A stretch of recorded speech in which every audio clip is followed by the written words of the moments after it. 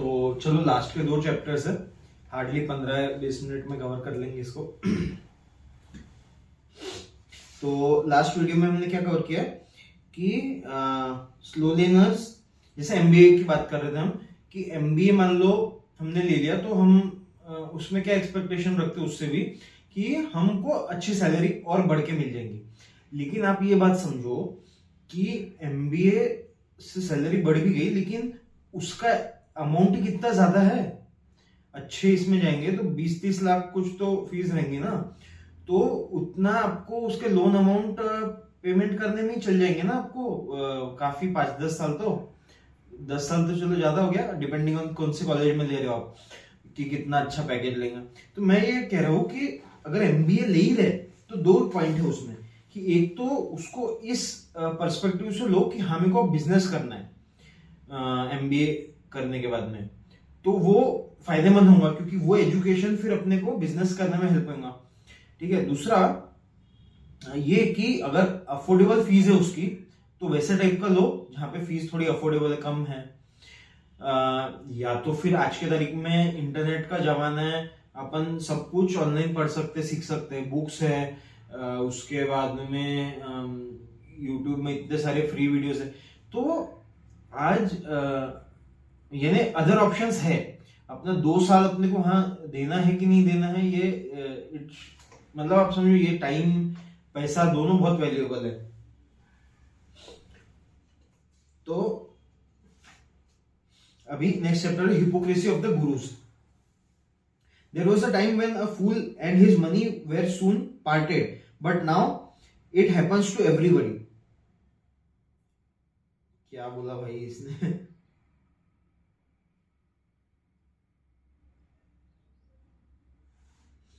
तो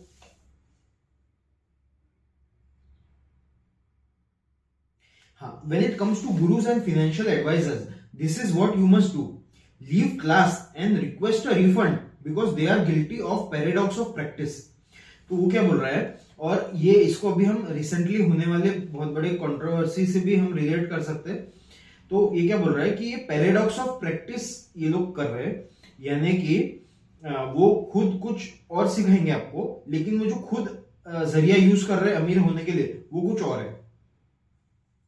तो इस लेसन हमको ये लेना है कि हम उन बंदों से सीखे जो खुद जो अमीर बन गए और जो खुद वो प्रैक्टिस कर रहे, जो वो सिखा रहे। नहीं तो फिर क्या होगा, वो खुद तो अमीर बन जाएंगे लेकिन उनकी जो मेथड है वो उससे आप लोग अमीर नहीं बन पाओगे। तो रिसेंटली विवेक बिंद्रा के ऊपर में ये चर्चा चल रही है कि उन्होंने स्कैम किया है 500 करोड़ का ये वो, और I don't want to go into details of it क्योंकि हमारे टॉपिक से मतलब पूरा ही मतलब एक अलग अपने आप में बहुत अलग ही टॉपिक है। लेकिन हाँ, शॉर्ट में आपको बताऊं तो देखो, अगर कोई ऐसा एमएलएम टाइप का स्कीम है कि आप कोई एक प्रोडक्ट बेचो और इस पे आपको कमीशन आएगा लेकिन वो प्रोडक्ट में दम नहीं है, तो फिर आपने वैल्यू तो क्रिएट ही नहीं किए। अरे बिजनेस मतलब ये समझो पहले तो बिजनेस क्या होता। बिजनेस मतलब क्या कि मैं सामने वाले की प्रॉब्लम सॉल्व कर रहा, उसके बदले वो मेरे को पैसे दे रहा। तो it is a fair value exchange. Fair value exchange ये टर्म को ध्यान में रखो कि अपन दोनों में एक फेयर ट्रेड होना चाहिए। तो बिजनेस का दूसरा नाम ही फेयर ट्रेड है। तो अगर फेयर ट्रेड होना है तो फिर हमको सामने वाले को वैल्यू देनी पड़ेगी कोर्स में। तो वो विवेक बिंद्रा जी के कोर्स में ऐसा बहुत जनों का बोलना है कि उसमें वैल्यू ही नहीं है कुछ, और वो हमको बेचने भी लगा रहे हैं उसको। तो वो ऐसे लोग बेचते जा रहे हैं लेकिन उसके थ्रू वैल्यू कुछ नहीं मिल रही। तो ये एक एग्जांपल हो गया। इसके अलावा ऐसा हो गया कि कोई आपको मान लो म्यूचुअल फंड का बहुत दे रहा है एडवाइस, तो अभी उस पर अपन डिस्कस करते हैं। Would you take skincare advice from a butterface? Would you take financial advice from a bankrupt bum? Would you take medical advice from a sanitation worker, would you take body building advice from a 90 LB weakly. हाँ, वही कि जो advice किससे ले रहे तो वो उसमें एक्सपर्ट होना चाहिए बंदा, उसने वो काम कर चुका होना चाहिए। अब इसलिए ही मैं ये इसमें से पढ़ के आपको बता रहा, मैं मतलब अगर खुद से ही मैं आपको बताने लग गया मेरे बिजनेस करने के लिए ये ऐसा ऐसा चीजें करो, अरे मेरे को कुछ मैं तो जो पढ़ा वो बता रहा, मेरे को खुद को थोड़ा मालूम कि सब चीजें अप्लीकेबल है कि नहीं, मतलब जो भी मैं मान लो सीख रहा उसको। आपको बात आएगी ख्याल में कि अगर मान लो कोई इसका ऑनलाइन सीख के कोई कोर्स बना देता है मान लो, तो उसने वो कोर्स तो शायद बेच देगा वो, लेकिन उसको खुद को चीज आती थी क्या? तो इसमें स्मार्ट कंज्यूमर होना आज के तरीके में बहुत जरूरी है सब लोगों को, कि कोई हमको स्कैम नहीं करे और हमने भी किसी को स्कैम नहीं करना। ये एक लाइफ में बेसिक फिलोसॉफी है, तो मतलब अपन ने किसी को स्कैम नहीं करना, किसी और को अपने साथ स्कैम नहीं करना। तो हाँ, अब एग्जैक्टली इसको डिफाइन करते हैं मैं क्या बोलना चाहता हूं।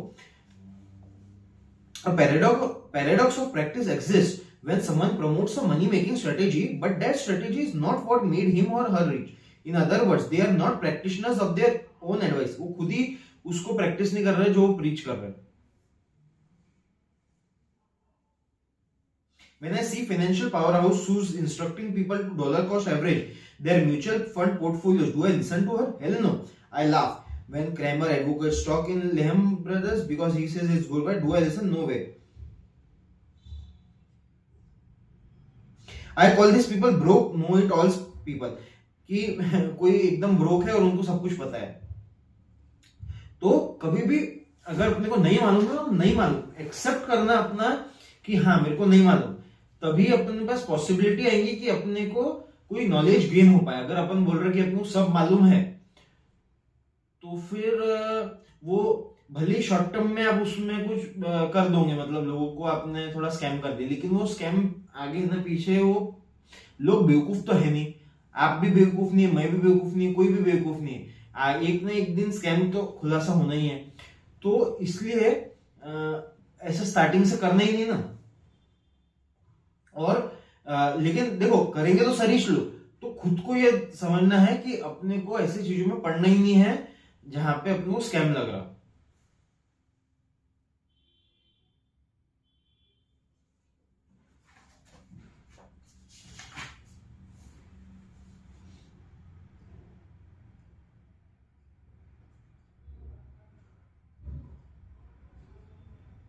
बहुत लोग जैसे कोई बुक निकाले उन्होंने, तो वो बुक में वो ऐसी चीजें बताएंगे जो उन्होंने खुद ने कभी अप्लाई नहीं करी हुई है।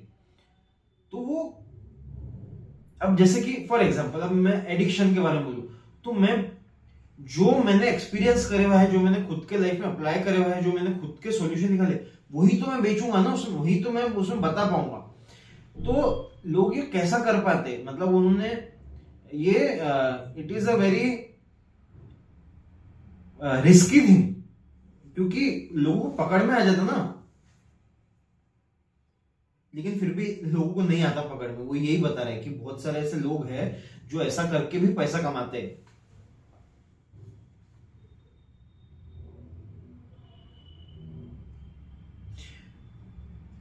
तो ये रिच लोगों के बारे में एक अच्छी चीज बता रहा है। Folks, the rich use the markets for income and wealth preservation, not to create it.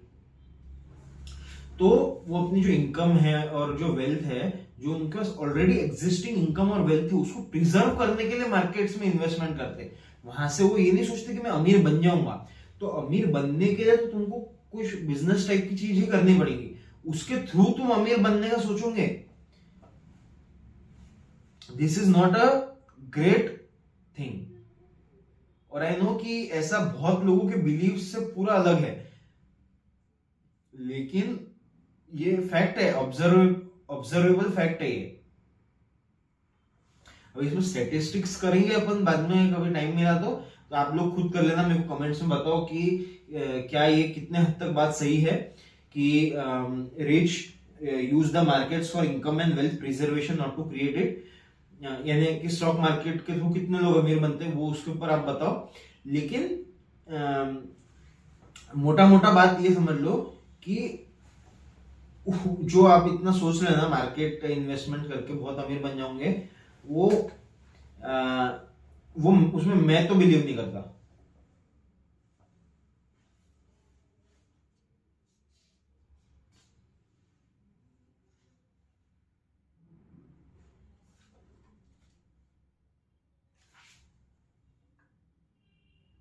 Economic recessions expose the slow lane as a risky fraud with lifetime ramifications. Since these gurus make their rich livelihood selling the slow lane roadmap, they need you to believe it works. Their wealth comes from your belief.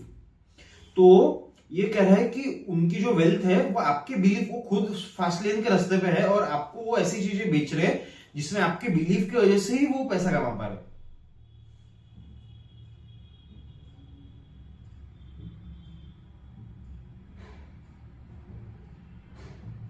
Many money gurus suffer from a paradox of practice. They teach one wealth equation while they getting rich in another. They are not rich from their own teachings. ये जो हमने अभी बात की है, इस पे काफी अपन अच्छा चर्चा कर सकते हैं। हाँ, अब इसमें ये बात आती कि तो क्या सारे गुरुज ऐसा है क्या? तो नहीं, मतलब आई डोंट बिलीव, क्योंकि यार मतलब लोग कर तो रहे ना, मतलब अमीर लोग क्या, सारे अमीर लोग स्कैम थोड़े हैं, उसमें से कुछ अमीर लोग स्कैम है और कुछ लोग प्रॉपर है। तो स्कैम को जान दो, उनको स्टडी करके, मतलब उनको स्टडी करके ये समझो कि अपने को वैसी गलतियां नहीं करनी है, और जो एक्चुअल में जेन्युइन मेथड से अमीर बने उनको अपन स्टडी करेंगे। I will slowly in victory, a gamble of hope. I would rather live in regret of failure than in regret of never trying. MJ DiMarco ये कह रहा है कि हाँ भाई फेलियर हो जाएगा, लेकिन उसको ये रिग्रेट चलेगा कि मैं फेल हो गया, लेकिन ये रिग्रेट नहीं चलेगा कि मैंने कभी ट्राई नहीं किया। When I see sales figure for Slow-lane books, I am dumbfounded. Millions sold. How sad. Millions being led astray down a path littered with dangerous potholes and detours, a route that takes years to travel from a far-fetched promise of a freer tomorrow. To assume that you will live a long healthy life is arrogant. To assume that life won't throw you away curve is naive. From the slow lane to prevail, it assume life is predictable and forgiving. It isn't. You lose your job, you get sick, the car needs a new transmission. देखो क्या बोल रहा है कि जब कोई बोलता है कि इसका मिलियंस कॉपी सोल्ड हो गई, तो अपन कैसा सोचते हैं कि हाँ, क्योंकि वो उसकी ज्यादा लोग देख रहे, तो फिर हाँ भाई ये बंदा सही बात कर रहा है ना, तो फिर अपन उसका और मतलब फिर अपन भी बोल लेते, और उसके बाद में बहुत बहुत कॉमेडी बात है। तो उससे क्या होता है, फिर वो और उसकी सेल्स बढ़ती जाती और लोग रहते रहते, और फिर वही एडवाइस लोग फॉलो करते रहते, उनको रहता कि हाँ होप में ये कि हाँ ये एडवाइस वर्क करेंगे। तो अब बात इसमें ये समझने वाली है कि ये खुद बंदा रीच है। हाँ, अब ये बंदा खुद रीच है, ये बोल रहा है कि वो ऐसे स्लो लेन बुक्स को बहुत देखता और उससे वो मतलब उसको बहुत बुरा लगता कि बहुत सारे लोगों को ये लोग बेवकूफ बना रहे।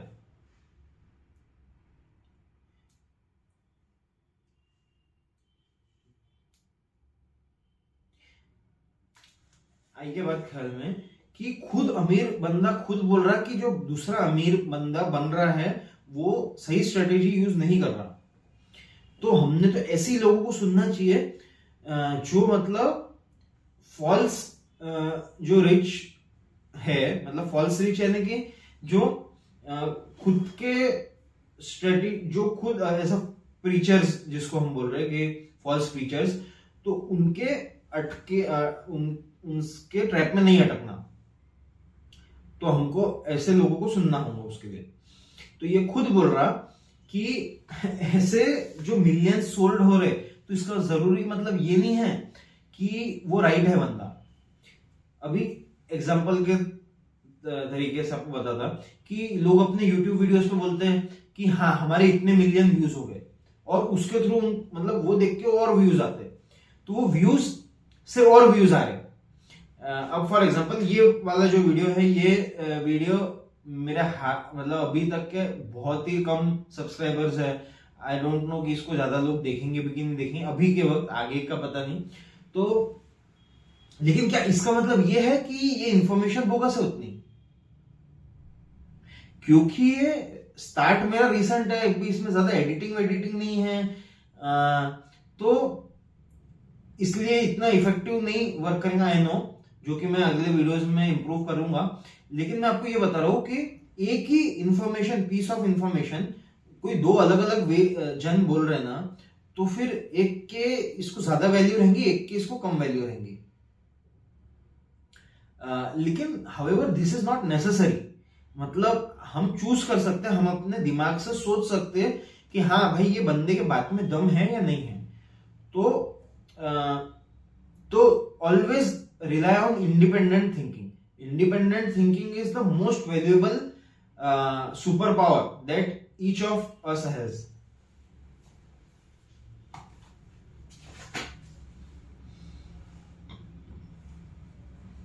तो 7 स्लोलन के डेंजर बताया उसने। Danger of your health. स्लोलन के हिसाब से आप बहुत ज्यादा जिंदगी जीने वाले हो, और फिर आपके जो भी मेहनत है उसका आपको एंड में आपको उसका फ्रूट मिलेंगे।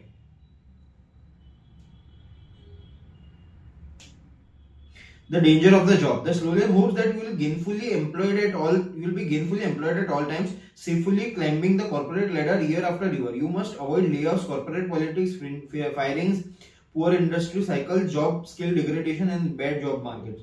The danger of your home. Home equity is lauded as middle class wealth. Many gurus shout about the rooftops.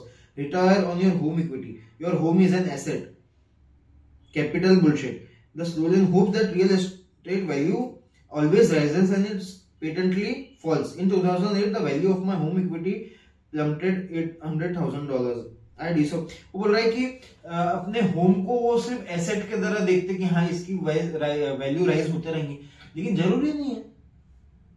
Past में ऐसा हुआ है कि होम मतलब रियल एस्टेट मार्केट नीचे गया हुआ है, तो यानी आप ऐसा रिलाई नहीं कर सकते किसी पे।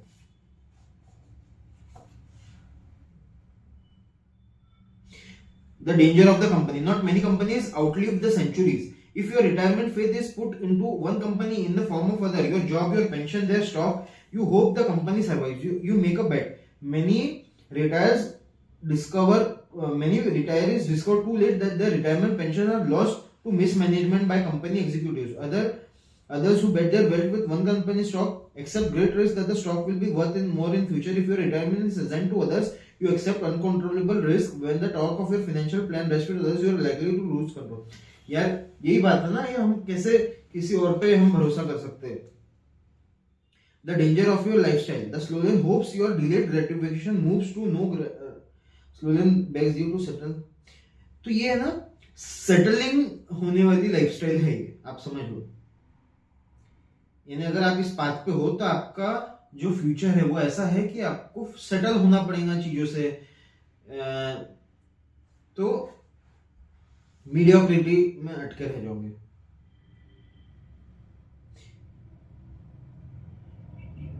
Danger of economy, danger of sidewalk.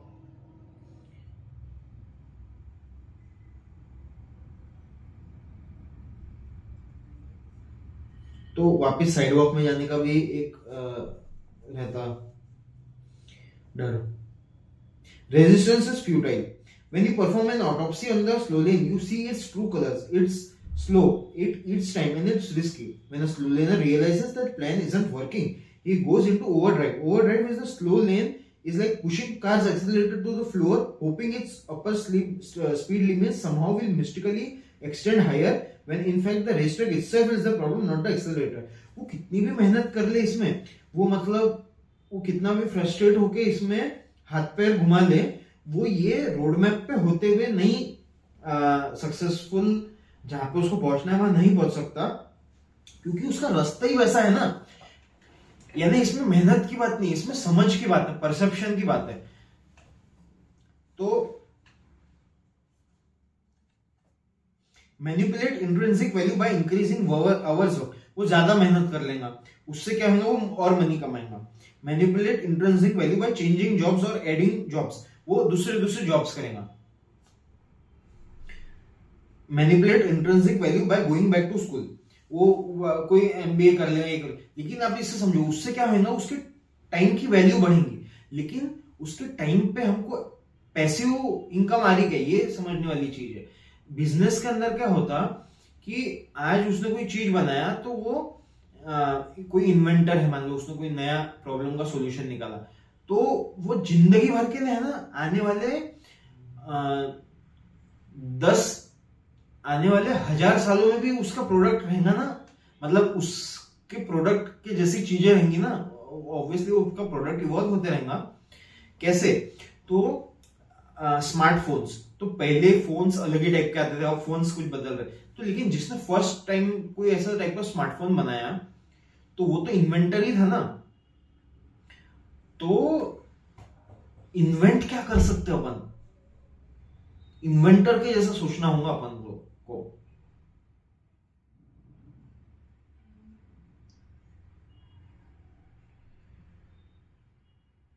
Manipulate compound interest by seeking better investment, manipulate compound interest by expanding investment time horizon, manipulate compound interest by increasing the investment।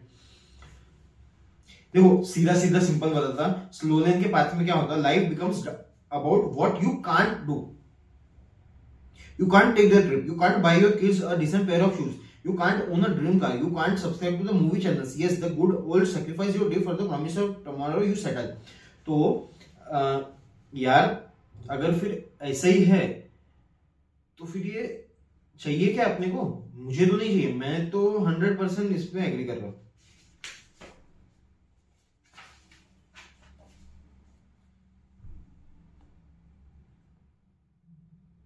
Unfortunately, most people who seek well do so through slow lane defiance, not by the fast lane. Fortune leading fames are the obvious attack. Why do stadiums breach to capacity for singing competition auditions? Fame explodes intrinsic value. हाँ वो बोल रहा है कि famous होकर हो गए तुम, तो फिर उससे आप कुछ कर सकते, जैसे कि मान लो आपने कोई सॉन्ग एकदम ही सिंगर टाइप बन गए, या तो ऑब्वियसली फेम आपने कोई ऐसा चीज की जिसके थ्रू आप फेमस हो गए, जैसे कि फॉर एग्जांपल कोई स्टैंड अप कॉमेडियन है, तो अब स्टैंड अप कॉमेडी का मेरे को करियर बहुत ही मस्त लगता, किस सेंस में, मतलब मेरे को तो आधे लोगों का थोड़ा बकवास भी लगता, कि मेरे को लगता कैसे लोग कर पा रहे सक्सेसफुल, बट ठीक है ओवरऑल अच्छा है उसका स्ट्रेटेजी। तो वो लोगों के लाइफ सिचुएशंस को देख के उसमें फनी सिचुएशन निकाल रहा है, उसको ही बेच रहा है सामने वाले को, और उसके लोग के, और उसमें तो ये समझो आप कि उसमें वो लोगों की उड़ाता भी है, मतलब वो स्टैंड अप कॉमेडियन जो है वो वहां पे रोस्टिंग और क्या क्या नहीं होता, कि एक बार मैं गया था तो क्राउड वर्क क्या बोलते उसको, तो कितना बोगस है, लेकिन वो यानी उसको एक तो पैसे दे रहे हैं, तो भाई जेन्युइन कॉमेडी कुछ कर, उसकी उड़ा रहा और उसके भी पैसे दे रहा, तो आई डोंट नो लोग कैसे देते पैसे, बट ठीक है जिसको जैसा सोच जिसकी। लेकिन हाँ बात समझने वाली ये है कि फेम से हम कर सकते, मतलब इसको एग्जिट कर सकते, यानी फेम के थ्रू हम अपनी इंट्रिंसिक वैल्यू बहुत बढ़ा सकते हैं।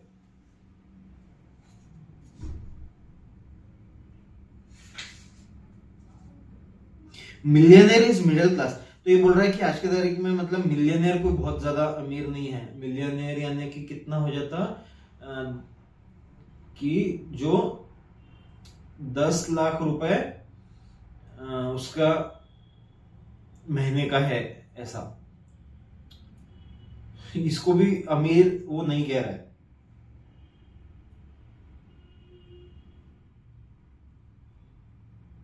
अब ऑब्वियसली यार ये देखो, ये जो बुक है ना, ये उधर की है यूएस की, तो अभी एट प्रेजेंट के तारीख में ऑब्वियसली यूएस इंडिया से अमीर है, तो वहां का हम डायरेक्टली कन्वर्जेंस ना इसमें यूज नहीं कर सकते, वहां की थोड़ी सर्विसेज महंगी है। तो आई अंडरस्टैंड कि फिगर्स पे मत जाओ, बोलने का मतलब है कि मिडिल क्लास बहुत बड़ी एक क्लास है, यानी मिडिल क्लास, जो अपन सभी लोग मिडिल क्लास में ज्यादातर लोग बिलोंग करते हैं, तो मिडिल क्लास में अपन सोचते कि ये अमीर है, तो ये अमीर नहीं है। और ठीक है, जिसको सेटिस्फेक्शन है उसके लिए कोई बात नहीं है, जिसको नहीं है सेटिस्फेक्शन उसकी बात कर रहे हो अपन। 12 distinctions between slow lane and fast lane millionaires, ये बात काम की है। Slow lane millionaires make millions in 30 years or more, fast lane millionaires make millions in 10 years or less। 10 साल के अंदर वो फास्ट लैंड मिलियनर। अभी देखो मिलियनर को वर्ड यूज कर रहा था, अपन उसको करोड़पति बोलते हैं, क्योंकि अपने लिए रिच करोड़पति में माने जाते हैं, इनके इसमें रिच मिलियनर को माना जाता, लेकिन वो बोल रहा है मिलियनर भी उनके सबसे रिच नहीं है। तो चलो ठीक है, अपन करोड़पति के हिसाब से ही चलेंगे। कौन बनेगा करोड़पति, बहुत अपने इसमें करोड़पति का काफी वैल्यू है। तो हाँ, फास्ट लेन मिलियनर्स ये 10 साल के अंदर कर लेते हैं और ये लोग 30 साल के अंदर करते हैं स्लो लेन। स्लो लेन वाले मिडिल क्लास होम्स में उनको रहना पड़ता, और वो लग्जरी, फास्ट लेन लग्जरी इसमें रह सकते। स्लो लेन के पास में एमबीए रहता, फास्ट लेन लोग हायर करते जिनके पास में एमबीए है। वो क्या था, स्टीव जॉब्स ऐसा कुछ तो भी था ना, कि उसका स्टीव जॉब्स मतलब कोई तो एक पर्सन था जो वो दोस्त लोग साथ में निकले थे और एक एमबीए किया, एक ने कंपनी खोला और फिर उसको हायर किया। तो वही कहीं ना कहीं ये बता रहा। Slow lane millionaires let their assets drift by market forces, fast lane millionaires control their assets and possess the power to manipulate their value. Slow lane millionaires can't afford exotic cars, fast lane millionaires can afford whatever they want. ये power सोचो ये statement की, fast lane millionaires can afford what ever they want. देखो सबसे पहले जरूरी मालूम क्या है, कि अमीर बनने का डिजायर होना चाहिए। जब तक डिजायर नहीं आएगा ना, बर्निंग डिजायर होना कि मेरे को अमीर बनना है, नहीं चाहिए मेरे को ऐसी जिंदगी, अमीर बनना है तो बनना ही है। कैसे करना है वो फिगर आउट करना है, लेकिन बनना है तो बनना ही चाहिए।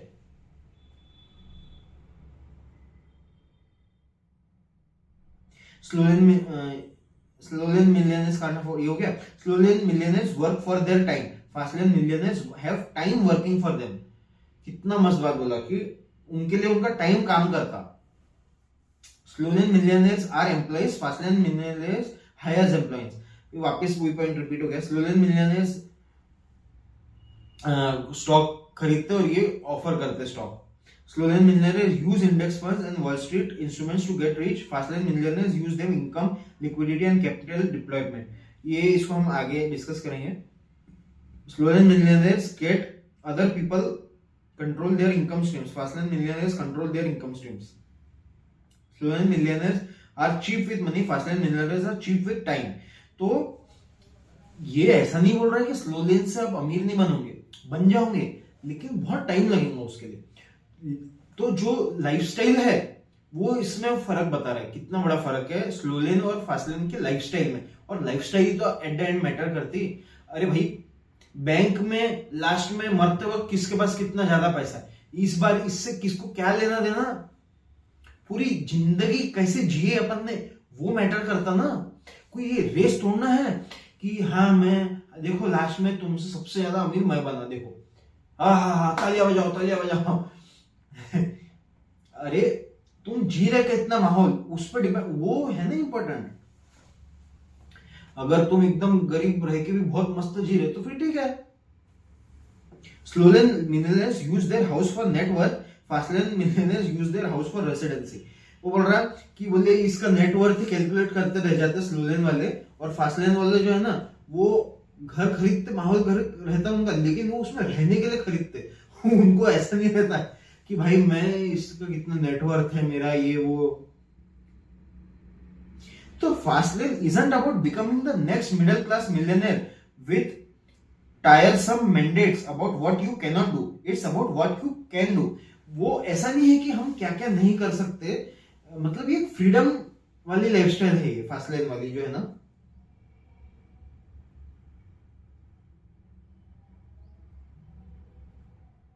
Lottery winners fall into the millionaire trap and go broke because they attempt to live a millionaire lifestyle, not understanding that a few million doesn't go very far.